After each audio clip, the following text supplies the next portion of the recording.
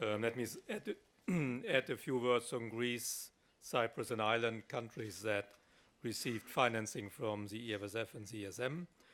As President Dijsselbloem and Commissioner Moscovici, of course, I also welcome the progress achieved in Greece during the last 2 weeks, and you see that reflected in the statement that was issued.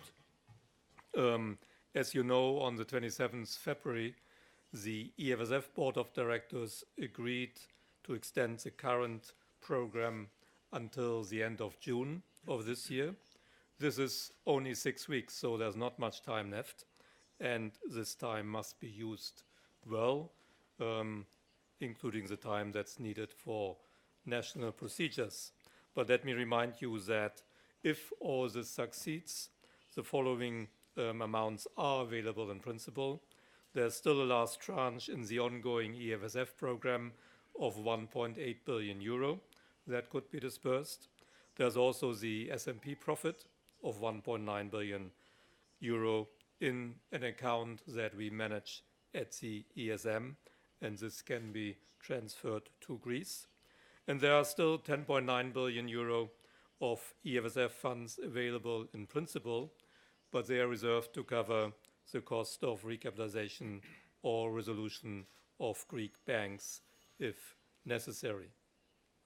It's also worth remembering that the EFSF already dispersed 131 billion euro to Greece, by far the largest amount that EFSF or ESM have dispersed. And thanks to the very beneficial terms for borrowing countries, the costs for Greece to service this large amount of debt is very, very small until 2023. I think I've mentioned the numbers here before. Every year, the Greek budget saves 8 to 9 billion euro. That's 4 to 5% of GDP. So big amounts of savings that really will allow, with the right policies, to return to a sustainable debt situation. Let me mention a small final positive element. The EFSF received a payment from Greece today. A small payment, covers fees, just 220,000 euro. But it's important that Greece continues to pay on time. This is important because the non-payment of small amounts would have similar legal effects as the non-payment of large amounts. On Cyprus, Commissioner Moscovici talked about the 6th review, and I can just confirm that if it's concluded, the ESM is prepared to disperse another 100 million euro by the middle of the year. On Ireland, the ESM participated in the post-program surveillance conducted by the Commission and the ECB in the context of our own early warning system.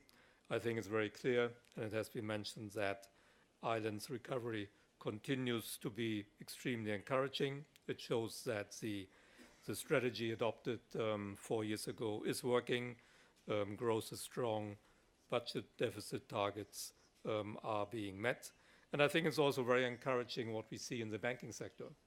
And it looks now as if all the money that the Irish government put into their banks during the crisis can be recovered, something that seemed to be unthinkable some time ago. But it is another indication that the strategy is working. Thank you.